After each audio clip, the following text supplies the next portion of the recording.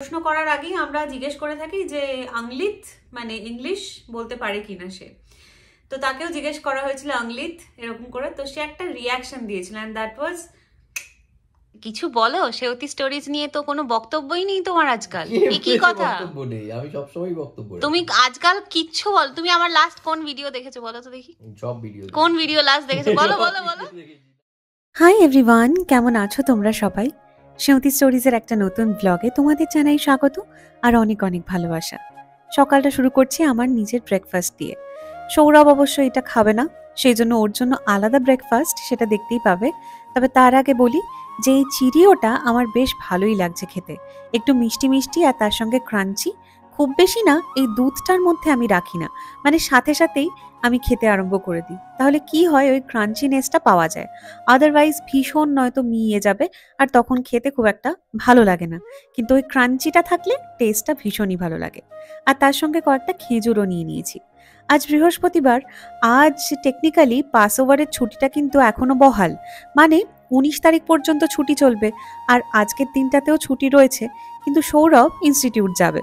তা গতকালই ও গেছিল, বলেছিল যে না কাজ রয়েছে আর সারাক্ষণ ধরে এই ঘরের মধ্যে বসে থাকতে ইচ্ছে করে না, সেই জন্য ও যাওয়ার কথা। তার আগে একটু হালকা করে ব্রেকফাস্ট ও সেরে নিল। তোমাদের সঙ্গে এটা তো শেয়ারই করা হয়নি, কারণ পয়লা বৈশাখের দিন আলাদা করে সেরমভাবে আর ভিডিও করিনি আমি। সেই জন্য এটা বলি যে নতুন চাদর পেতে নিয়েছিলাম সেদিনই, আর কি যে ভালো লেগেছে না এই চাদরটা কিনে। প্রথম কথা, চোখে এত আরাম হচ্ছে এটা দেখে, আর তার সঙ্গে চেকস আমাদের দুজনেরই খুব প্রিয়। তোমাদের কাদের কাদের এরকম চেকস পছন্দ অবশ্যই কিন্তু কমেন্ট করে লিখো। আমার সত্যিই এই রংটা কিনে মনে হচ্ছে এরকম যদি আরও একটা জরিদার পাওয়া যায়, মানে ধরো অ্যাশ কালারের যদি পাওয়া যায়, তাহলে অবশ্যই পরবর্তীকালে গিয়ে এরকম আরও এক সেট কিনে আনবো। আজ প্রচুর লন্ড্রি করেছি, কারণ অনেক কিছু জমে যাচ্ছিল, আর চাদরটা যেহেতু সেদিন পাল্টানো হয়েছিল সেটাও কাচতে দেওয়ার ছিল। সব মিলিয়ে পুরো এক লট এই চাদর কাচা হয়েছে। তাই এই সব কিছুই এখন তুলে রাখবো, আবার কটা দিন বাদে না হয় এগুলোকে চেঞ্জ করে পাতা যাবে। তার সঙ্গে কয়েকটা জামা কাপড়ও ছিল, আর মোজা প্রচুর ছিল। তাই সব কিছু নিয়ে একেবারে সুন্দর দেখলাম শুকিয়ে গেছে। আজ আর ড্রাইং মেশিনে আলাদা করে দিইনি, ভালো রোদ উঠেছিল তাই তার মধ্যেই দিয়ে দিয়েছিলাম। সবকিছু একেবারে কড়কড়ে হয়ে শুকিয়ে গেছিল। আর তার সঙ্গে চলে এলাম আজকে আমার ফাঁকিবাজি লাঞ্চ নিয়ে। আজকে যেহেতু রাত্রিবেলায় একটু শাকশুকা বানাবো বলে ঠিক করেছি, সেই জন্য দুপুরে নিজের জন্য আর কিছু রাখিনি। তাই আজকে খাচ্ছি কোরিয়ান নুডলস, আর তার সঙ্গে দুটো চিকেন সসেজও ফ্রাই করে নিয়েছিলাম হালকা করে। যেহেতু সৌরভের ওই দুপুরবেলা খাবার মানে লাঞ্চ খাওয়ার কোনো রকম বালাই ঘরের মধ্যেও রাখতে চায় না, প্লাস টিফিনও নিয়ে যেতে চায় না, সেই জন্য খুব একটা চাপ ওই দুপুরবেলার আমার একার খাবারের ক্ষেত্রে পড়ে না কোনো দিন। ইনস্টিটিউটে একটা ক্যান্টিন থেকে ও খুব ভালোভাবেই লাঞ্চ করে থাকে, সেই জন্য আমাকে বারবার রিকোয়েস্ট করে টিফিন যেন আমি কোনোভাবে ওকে না দিই। তবে রাতের খাবারটা দুজনে চেষ্টা করি ভালোভাবে খাওয়ার। দাঁড়াও, জানলাটা বন্ধ করে দিই। এখন কনস্ট্রাকশনের আওয়াজ লেগেই আছে, আর কথাবার্তা বলতে গেলে কিছু শোনা যায় না, এত কনস্ট্রাকশনের আওয়াজ হতে থাকে। আবার কি ধুলো জমেছে এইগুলোতে, পরিষ্কার করতে হবে। আমার আজগুবি লাঞ্চ তো দেখতেই পেলে, কারণ আজকে দুপুরবেলাতে সত্যি আমার কিছু প্ল্যানই ছিল না করার। রাত্রিবেলায় ওই শাকশুকা বানাবো বলে ঠিক করেছি, তো সেটাই, হ্যাঁ সেটাই, পিটা ব্রেড আছে ওই দিয়ে হয়ে যাবে, সেই জন্য আমি আর আলাদা করে কিছু বানাইনি। ওই জন্য এরকম ফাঁকিবাজি দুপুরের খাবারটা হলো। তো তোমাদের সাথে একটু গল্প করতে এলাম, সেটা হচ্ছে যে গতকাল যে ভিডিওটা পোস্ট করেছিলাম, মানে আমার লাস্ট ভিডিওতে নন্দিনীদি কমেন্ট করেছিলে একটা, আমি দিদিই বলছি তোমাকে। তো নন্দিনীদি একটা কমেন্ট করেছিলে, লিখেছিলে যে মানে হিব্রু ভাষার ইম্পর্টেন্সটা বা হিব্রু ভাষাটাকে কম্পালশন করার পরে মানুষ তার কদর বুঝতে পারলো, মাঝখানে ডেড ল্যাঙ্গুয়েজ হয়ে গেছিল। তুমি এই নিয়ে একটা কমেন্ট করেছিলে, খুবই ভালো লাগলো কমেন্টটা পড়ে। একটা জিনিস মানে একটা তথ্যও পেলাম তোমার কমেন্ট থেকে। তো যে লাইনটা আমার খুব মানে ভালো লেগেছে, আমাকে একটু অন্যরকম ভাবে বিষয়টা হিট করলো, সেটা হচ্ছে তুমি লিখেছিলে যে কম্পালশন না করলে কদর বুঝতে পারে না মানুষ কোনো জিনিসের। এটা যেমন একটা দিক থেকে মানে আমাদের মনে হতে পারে যে কম্পালশন কেন আসবে, কোনো জিনিসের ওপর এরকম ভাবে কম্পালশন করে দেওয়াটা ঠিক নয়। আবার অন্য দিক থেকে এটাও ঠিক যে কদরটা আমরা সত্যিই বুঝতে পারি না, সেটা যদি জোরালো ভাবে মানে কম্পালসিভ একটা জিনিস না করলে আমরা হয়তো তার গুরুত্বটাও বুঝতে পারি না। তো আমি না ইসরায়েলে আসার পরে মানে যে সমস্ত দেশগুলোতে তার নিজস্ব ভাষা, একটি মাত্রই ভাষা রয়েছে, আমাদের দেশের মতন মাল্টিলিঙ্গুয়াল একটা বিষয় যেখানে নেই, বিভিন্ন ভাষাভাষীর মানুষ যেখানে উপস্থিত নয়, সেখানে ধরো একটাই পার্টিকুলার ভাষা রয়েছে, সেই দেশগুলোতে যেভাবে তারা নিজেদের ভাষাকে গুরুত্ব দেয়, মানে ধরো সেটা আমরা দোকান বাজার করতে গিয়ে যেমন প্রথম থেকে বুঝে উঠতে পারছি, শুধুমাত্র ইসরায়েল নয়, বিভিন্ন মানে অন্যান্য অনেক দেশেই এই জিনিসটা রয়েছে, যেখানে পার্টিকুলার একটা ভাষায় তারা কথা বলে প্রত্যেকে। সেখানে সেই ভাষাটাকে যে কি পরিমাণ গুরুত্ব দেওয়া হয়েছে। তো আমাদের সাথে একটা ইনসিডেন্ট ঘটেছিল গত বছর, আমরা একটা রাস্তার দিকে আর কি যাচ্ছিলাম, ডিরেকশনটা বুঝতে না পেরে একজন ফল বিক্রেতা ছিলেন, তাকে জিজ্ঞেস করা হয়েছিল। তো প্রথমে মানে কোনো কিছু প্রশ্ন করার আগেই আমরা জিজ্ঞেস করে থাকি যে আংলিত মানে ইংলিশ বলতে পারে কিনা সে। তো তাকেও জিজ্ঞেস করা হয়েছিল আংলিত এরকম করে, তো সে একটা রিয়াকশন দিয়েছিল, অ্যান্ড দ্যাট ওয়াজ, এইটা তার রিয়াকশন ছিল। মানে তার কাছে তার ভাষাটায় কথা বলা অত্যন্ত বেশি জরুরি। যদিও তিনি আমাদের সাহায্য করেছিলেন ডিরেকশনটা বোঝাতে, মানে অ্যাটলিস্ট হাত দিয়ে একটু এদিক ওদিক করে তিনি বুঝিয়ে দিয়েছিলেন যে এদিকে যেতে হবে ওদিকে যেতে হবে, কিন্তু তাহলে ওই রিয়াকশনটা না আমি সত্যিই ভুলবো না। এবং সেইটা মানে আমি সময়ের সাথে সাথে এই জিনিসটা উপলব্ধি করেছি যে নিজের ভাষার গুরুত্বটা নিজেদের মধ্যে অনেক বেশি কিন্তু ইম্পর্টেন্ট। মানে আমি ধরো একজন বাঙালি, আমি আরেকজন বাঙালির সাথে যখন কথা বলছি, মানে সেখানে এই যে বাংলায় কথোপকথন, বা আমি ধরো তোমাদের সাথেই কথা বলছি, যে পুরো জিনিসটা বাংলায় বলছি, এটার মধ্যে যে একটা মানে স্বাচ্ছন্দ্য বোধ আছে, এটার মধ্যে যে একটা রিল্যাক্সেশন আছে, এটার মধ্যে যে একটা শান্তি আছে, আমার মনে হয় না এটা অন্য কোনো ভাষায় কথা বলতে গেলে, আমার ক্ষেত্রে এটা এখন ভীষণভাবে হচ্ছে যে আমি না কিছুতেই মানে চেষ্টা করছি, অনেক সময়তেই শব্দ তো বেরিয়েই আসে, যেমন আমার এই ভিডিওতেও তোমরা শুরুতেও দেখতে পাবে, শেষেও দেখতে পাবে, আমি হাই এভরিওয়ান দিয়ে শুরু করি, ভিডিও শেষ করছি বাই দিয়ে, দুটো ইংরেজি শব্দ বেরিয়ে আসে ঠিক কথায়, কিন্তু এই যে মানে সারাক্ষণ ধরে কথা বলার সময়তে পুরো এক একটা বাক্য ইংরেজিতে বলছি, এই জিনিসটা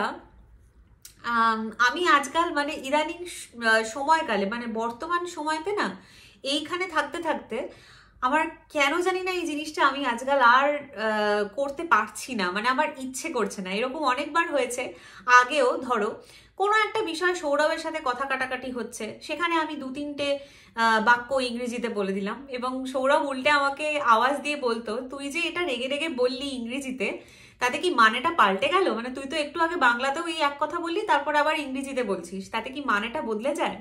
তাহলে তুই হঠাৎ করে কেন বললি?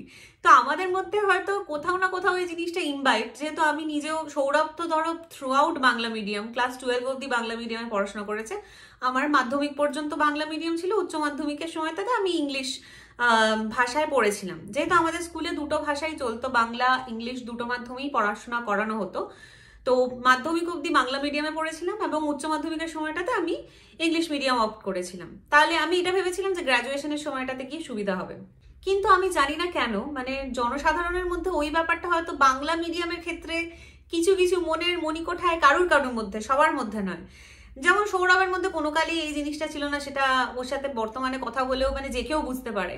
তবে ধরো আমার মধ্যেও এই ব্যাপারটা চলে এসেছিল কোথাও গিয়ে, যে আমি যখন বলতে পারছি মানে গড়গড় করে ইংরেজিতে ধরো কিছু বাক্য আমি পরপর বলতে পারছি একদম প্রপার উচ্চারণ করে, আমার কিন্তু মনে মনে একটা আনন্দ হতো যে দেখেছো আমি কত ভালো বলতে পারছি এই জিনিসটা। এইটা সময়ের সাথে সাথে মানে আমার কাছে স্পষ্ট যে নিজেদের মানুষগুলোর মধ্যে, মানে যারা বাঙালি, যারা বাংলায় কথা বলতে আমরা এত ভালোবাসি, যারা শান্তি পায় বাংলায় কথা বলে, তাদের কাছে না এই জিনিসটার কোনো মানে নেই। এবং এইটা সময়ের সাথে সাথে না আমার মধ্যে থেকে আস্তে আস্তে কমে যেতে শুরু করেছে। এটা আমি মানে চেষ্টা করি আমল না দেওয়ার এই ব্যাপারটাকে। এইখানে থাকতে থাকতে না আমার ওইটাই মানে বটম লাইনে যদি আমি এখন একটা লাইনের মধ্যে জিনিসটাকে টানি, তাহলে এইটাই বোঝাবো যে আমার বর্তমানে এই যে উপলব্ধিটা হয়েছে নিজের ভাষার প্রতি চূড়ান্ত গুরুত্ব, মানে কথা বলার জন্য আমরা যখন একজন আরেকজনের সাথে বাংলায় কথা বলি, তখন যে বাংলা ভাষায় কথা বলাটার কতখানি গুরুত্ব রয়েছে, সেটা এই একটি দেশে এসে যেখানে এদের নিজেদের একটা অন্য ভাষা রয়েছে, সেটা সত্যি এখানে আসার পরে কিন্তু আমার মধ্যে আস্তে আস্তে এই জিনিসটার গুরুত্ব আমার আরো বেশি আমি বুঝতে পারছি। যাই হোক, আমি একটা আমার উপলব্ধির কথা জানালাম, খুবই জ্ঞান দিয়ে দিলাম, এটা আমি দিতে চাইনি, কিন্তু এটা ফ্যাক্ট যে এখানে আসার পরে না আমার ওই ব্যাপারটা সত্যি খুব মানে একটু অদ্ভুত লাগে গো। যারা ধরো বাংলা ভাষায় আমরা কথা বলি, আমাদের নিজেদের দেশে বাংলায় কথা বলে থাকি, নিজেদের মধ্যে বাংলায় কথা বলে থাকি, তারা হঠাৎ করে কথার মধ্যে মানে পর পর শুধু ইংরেজি কয়েকটা বাক্য বলে দিলাম, দিয়ে আমি এক্সপেক্টও করবো যে অন্য দিকের মানুষও আমার মতো লেভেলের আর কি ইংরেজি বলবে। এটা আমার মনে হয় না ঠিক, এটা আমার মনে হয় পাল্টানো উচিত। এইখানে আসার পর থেকে এই জিনিসটা হয়েছে আমার মধ্যে। আমি কেন জানি না আজকাল যেখানে যে কোনো গ্রুপে আমি যখন দেখি যে প্রচন্ড বেশি ইংরেজিতে কথাবার্তা বেশি হয়ে যাচ্ছে, আমার একটু অশান্তি হতে থাকে। এটা শুরু হয়েছে এখানে আসার পর থেকেই, হয়তো আমার মধ্যে আস্তে আস্তে ব্যাপারটা বেড়ে উঠেছে। যাই হোক, আমি প্রচুর জ্ঞান দিয়ে দিলাম, এতটা জ্ঞান দেওয়ার দরকার ছিল না। জাস্ট আমার নিজের একটা উপলব্ধি, যেটা আমি মানে ফিল করেছি এখানে থাকতে থাকতে, সেটাই তোমাদের জানালাম। তোমরা জানিও তোমাদের মতামত এটা নিয়ে, কি তোমরা মনে করো অবশ্যই কিন্তু বলো আমাকে কমেন্ট সেকশনে। এনিওয়ে, এখন প্রায় 6টা বাজছে। কে বলবে 6টা বাজছে? এখনো কি রোদ দেখো, দেখেছো? এই দেখো, ভয়ঙ্কর রোদ এখনো। তো যাই হোক, পরে আবার তোমাদের সঙ্গে দেখা করছি। কখন দেখা করব? সৌরভ আসুক, তারপরে চা খাবো, তখন আবার তোমাদের সঙ্গে দেখা করছি।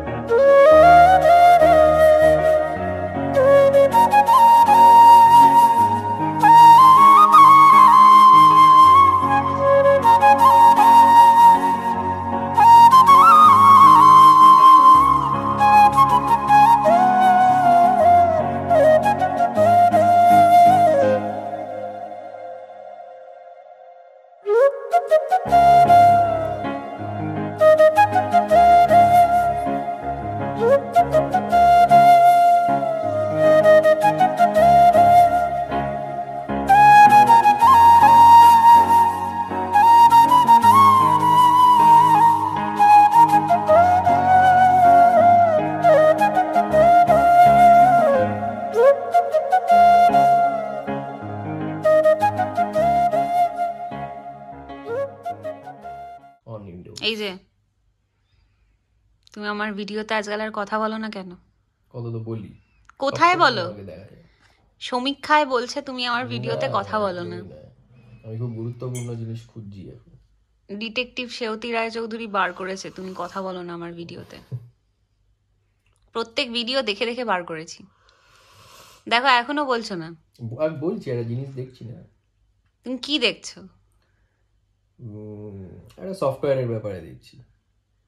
কিছু বলো। সেবতী স্টোরিজ নিয়ে তো কোনো বক্তব্যই নেই তোমার আজকাল। কি কথা? বক্তব্য নেই, আমি সবসময় বক্তব্য। তুমি আজকাল কিচ্ছু বল। তুমি আমার লাস্ট কোন ভিডিও দেখেছো বলো তো দেখি? সব ভিডিও। কোন ভিডিও লাস্ট দেখেছো বলো বলো বলো। না বলো, কি দেখেছো লাস্ট? আমি জানতে চাই, আমি ইন্টারেস্টেড তোমার কাছ থেকে এটা শোনার জন্য। এরকম ভাবে বাইবা নিলে তো হবে না। না না না, বাইবার ব্যাপার না, তোমাকে বলতে হবে কোন ভিডিও লাস্ট দেখেছো। আমি তোমার ওয়াচ হিস্ট্রি দেখবো, দাঁড়াও। তুমি লাস্ট কি ভিডিও দেখেছো আমার? ঠিক আছে, কি ভিডিও দেখেছো বলো? আরে সবই দেখেছি আমি। তুই আশ্চর্য তো, এটা বন্ধ করে। তুমি দেখোনি? এটা ক্লিয়ার তুমি দেখোনি যে। হ্যাঁ, ওরকম করে লাভ নেই। জনসাধারণের মানে জনস্বার্থে প্রচারিত, জনসাধারণ না, জনস্বার্থে প্রচারিত যে তুমি আমার ভিডিও দেখো না। সবাই বলবে কমেন্ট সেকশনে তুমি দেখো না। তোমার মুখ বলে দিচ্ছে। আরে না রে বাবা, ফেশিয়াল এক্সপ্রেশন বলে দিচ্ছে। আমি আজকে প্রচুর জ্ঞান দিয়েছি ভিডিওতে, জানো? ভালো তো, জ্ঞান দেওয়া খুব ভালো। জ্ঞান দেওয়া ভালো, শরীর মন সব ভালো থাকে। সবাই জ্ঞান দিচ্ছে, সবাই জ্ঞান দিচ্ছে, সবাই জ্ঞান দিচ্ছে। তুমি দাও জ্ঞান? তুমি বলে খোলা মাঠে জ্ঞান দাও এরকম ভাবে। আমি তোমাকে দেখলে নাকি দূর থেকে লোকজন চলে যায়। আমি সাধারণত শুনি। তাহলে আমার জ্ঞান শুনবে তো? একদম। দেখো, তুমি ক্যামেরার দিকে তাকিয়ে বলো কিন্তু তুমি যে জ্ঞান শুনবে আমার। শুনি। আচ্ছা, ঠিক আছে, হয়ে গেছে। তুমি লাস্ট কি ভিডিও দেখলে এখনো বলতে পারলে না? সবই দেখি। দেখেছো তো, তোমার এই হাসি বলে দিচ্ছে যে তুমি দেখো না আমার ভিডিও। এরকম হঠাৎ করে এরকম ভাবে হয়ে গেছে, আর না, হয়ে গেছে। তাই আর না তো, আর না মানে আর অন্য প্রসঙ্গে কথা বলতে পারি না, কিছু প্রসঙ্গে এই একটাই প্রসঙ্গ। আমি কিন্তু মানে ইম্পর্টেন্ট জিনিস দেখছি।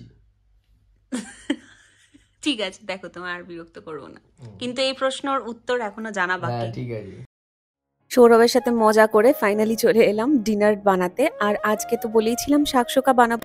আমি বোধহয় 9 মাস আগে একটা ভিডিও করেছিলাম শাকসুকার ওপরে, মানে শাকসুকাটা বানানোটা পুরোটা আর কি দেখিয়েছিলাম ইলাবোরেটলি। তো সেই জন্য আজকে আর আমি খুব ডিটেলড রেসিপি এখানে শেয়ার করছি না। আমি ডেসক্রিপশন বক্সে সেই ভিডিওর লিঙ্কটা না হয় দিয়ে দেবো, তোমরা চাইলে একবার দেখে নিতে পারো যদি কারোর ইচ্ছে হয়। অনেকেই হয়তো বানিয়ে থাকতে পারো, কারণ এটা তো ভীষণই একটা সহজ ডিশ। তবে হ্যাঁ, আমরা একটুখানি ভারতীয়রা মশলাপাতি দিয়ে এটাকে টেস্টি বানাই, কারণ এখানে শুধুমাত্র নুন আর গোলমরিচ এছাড়া তো আর কোনো মশলা ব্যবহার করা হয় না, যার জন্য টমেটোটা খুব ভালোভাবে রান্নাও করে না, আর ওই কাঁচা স্বাদটা থেকে যায়, ওটা খুব একটা ভালো লাগে না। সেজন্য আমার ইচ্ছে হলে আমি বাড়িতেই বানিয়ে নিই। আর ব্যাস নিয়ে চলে এসেছি 1.5খানা করে পিঠা রয়েছে, তার সঙ্গে এই শাকসুকা আর হুমুসও নিয়ে নিয়েছি। ব্যাস এইটা দিয়ে আজকের ভিডিওটা শেষ করছি। কেমন লাগলো অবশ্যই কিন্তু কমেন্ট করে জানিও, আর যদি ভালো লাগে তাহলে একটা লাইক করে দিও। তোমরা সবাই খুব ভালো থেকো, সুস্থ থেকো আর সাবধানে থেকো। খুব শীঘ্রই দেখা হচ্ছে তোমাদের সঙ্গে নতুন একটা ব্লগে। তাহলে আজকের মতন জানাই বাই।